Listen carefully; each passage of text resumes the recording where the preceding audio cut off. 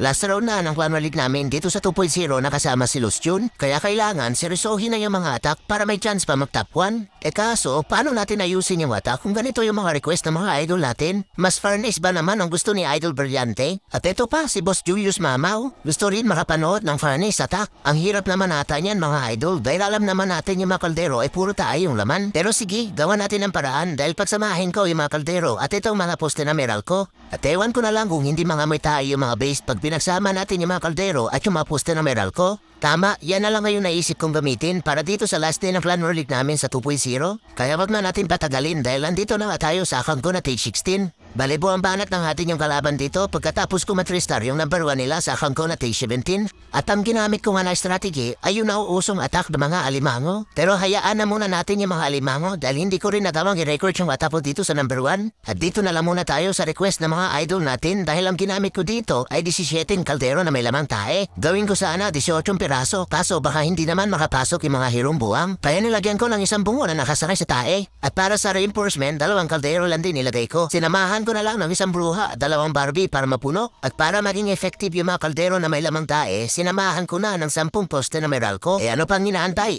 Diniliver ko na nga dito yung mga kaldero na may lamang tae. Ayan, unang biktima sa mga kaldero na may lamang tae, si Village of Doom. Bago-bago pa lang sa TH16 pero max na kaagad yung mga pader at kumpleto na rin yung mga merge defense. Dahil dyan, nilapagan ko na kaagad ng isang Barbie para malaman kung meron pa nakatagong poste ng PLDC. At dahil sa wala, hinagis ko na kaagad yung bulalakaw ni Tatang papunta dun sa may Eagle. Sabay nilapagan ang 2 lindol kaya ayun, wala na kaagad yung Eagle kasama na pati yung Monolith. Sayang nga lang dahil hindi na pasama yung 2 multi-archer tower. Pero hayaan na dahil binaba ko na dito si Topakin para samahan si Tatang. Itumba yung mga buildings na pakalakala dito sa may baba. Ibinaba ko na pati yung apply na BK kasama yung malaking drum na nangahagis ng kalbo. At ang plano, makapasok sila papunta sa may gitna. Ayan nilapagan ko ng mga kaldero na may laman tae yung mga buildings na pakalakala doon sa may 9 o'clock. At unti-unti na ako dito naglalapag ng mga poste ng mga meral ko para distract yung mga defense. Kaso lumabas na nga dito yung bantay ni Doom na isa parang Super Dragon at may kasamang 2 balloons. At ang problema, nakalimutan ko nga magdala ng muriatic acid. Kaya ayun, kawawang apnay na BK dahil siya ngayon naligo sa muriatic acid na galing doon sa Poison Tower. Pero hayaan na dahil nilapag ko na nga yung bida-bidang yung bot para may take down na yung mga defense na nandito sa may 9 o'clock.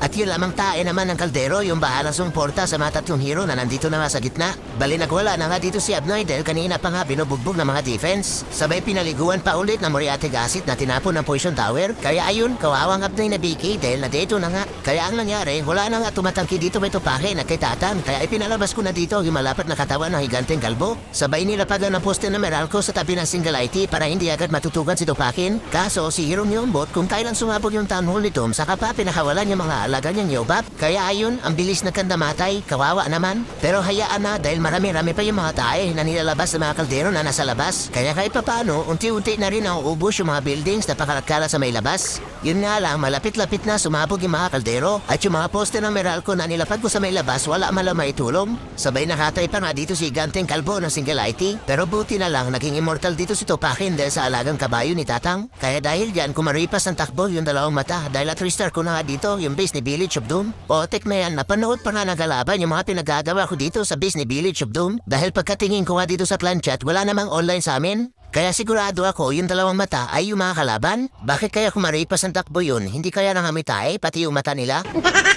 Kaya bago pa may barangay siya rambutan, natulog na lang muna dahil alas 12 na rin to ng gabi. 2,000 years later. At ayan, pagka-open ko nga dito sa account ko na TH15, tinambakan na pala kami dito ng mga kalaban. Pero may pag-asa pa dahil hindi pa bumabana dito yung mga kasama ko, lalo na si Lutz Jun. At mukhang minaalas pa dito yung hamirror ko na TH16 dahil hindi niya nagawang i-3-star yung account ko na TH15. Gusto ko sana gantihan kaso nga lang nung na-scout ko, pang TH13 pa lang yung mga ibang defense. Kaya dito na lang ako umatak sa number 13 na gamit pa rin yung mga kaldero na may lamang tae. At ayan, makunat-kunat na yung base ni Pansit ang pangalan dahil max na nga ata to sa TH15. Halos magkaparehas lang sila ng base ni Village of Doom. Kaya dito, target ko na patamain ang bulalakaw ni Tatang yung bahay ng karpintero para matanggal na kaagad yung clan castle yung Monolith kasama na pati yung isang expo. Kaya hindi na rin ako dito nagdala ng muriatic acid para dun sa bantay. Kaya ano pa ang gagawin? Di na-focus na muna dito si Rambutan dahil naglapag na muna ako dito ng isang Barbie para maipalabas kung meron bang nakatagong poste ng PLDC. At ayun, buti na lang wala. Kaya diretso gamit ng mga indispel para takpan yung mga ibang defense. Kaya ito na ang bulalakaw ni Tatang.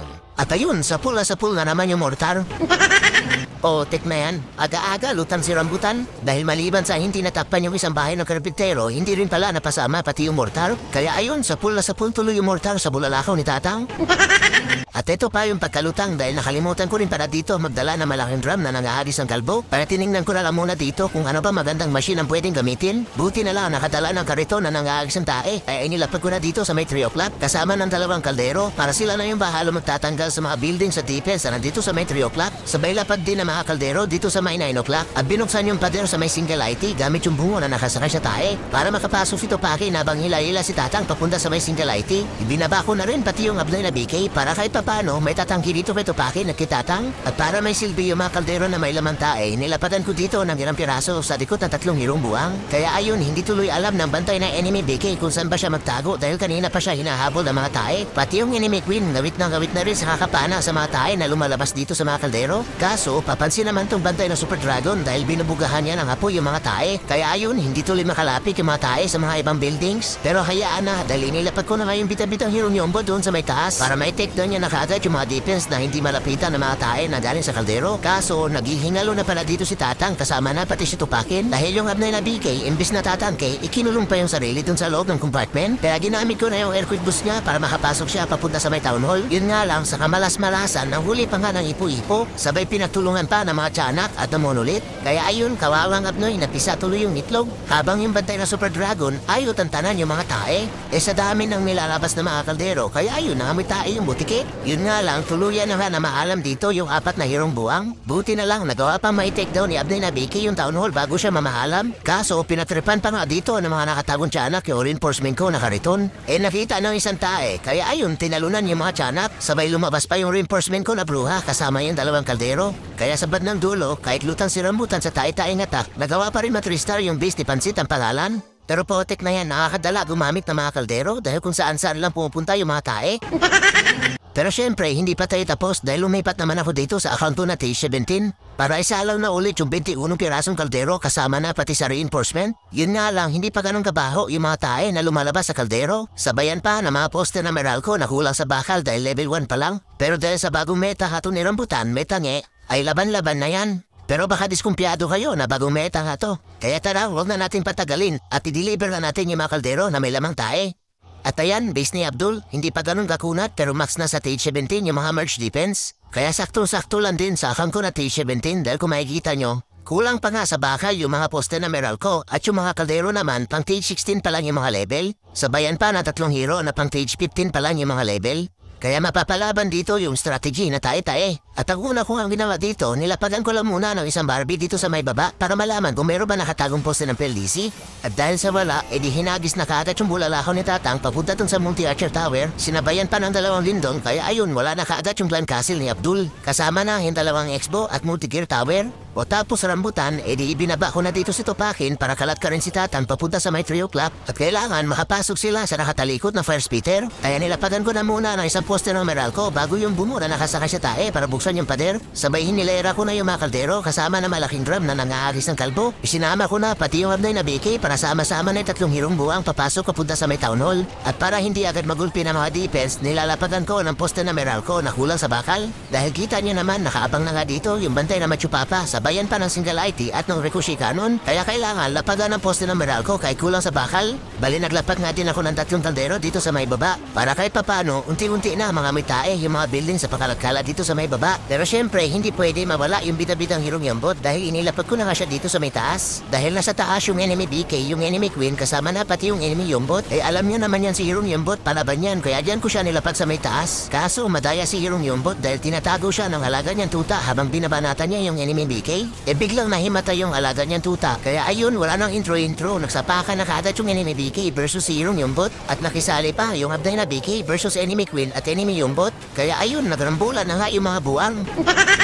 At ang nangyari, kumaripas ng takbo yung mga alagang yobat ni Hirong Yombot dahil sa takot. Otek na yan, buti na lang buksidor to si Hirong Yombot dahil siya nga lang yung nabuhay sa rambulan nilang 5. Pero hayaan na, at balik na muna dito ito Paki na kinakatay na nga ng First Peter. Kaya nilapagan ko na kaagad ng poste ng Meralco para hindi madedo. Kaya dahil dyan, si Hirong Yombot na ang bahala sa mga ibang defense. Dahil yung mga kaldero dito sa may taas, paubos na rin yung lamang tae. Sabayan pa ng isang poste ng Meralco dun sa may labas na walang naitulong. Pero buti na lang dahil sa mga tae na lumalabas sa kaldero at dito kay hirong yung bot, tuluyan na nga na 3-star yung base ni Abdul. O di ba, nakatatlong 3-star sa Clan War League? Nagamit yung mga kaldero na may laman tae at poste na meral ko. Sabi sa inyo bago meta ni Rambutan yan na tayo ng attack. Kaya dahil dyan, kami ngayon nanalo sa last round ng Clan War League dito sa 6 Sense 2.0. Yun nga lang, dahil sa mga tayo ni strategy, hindi pa rin na-promote yung clan.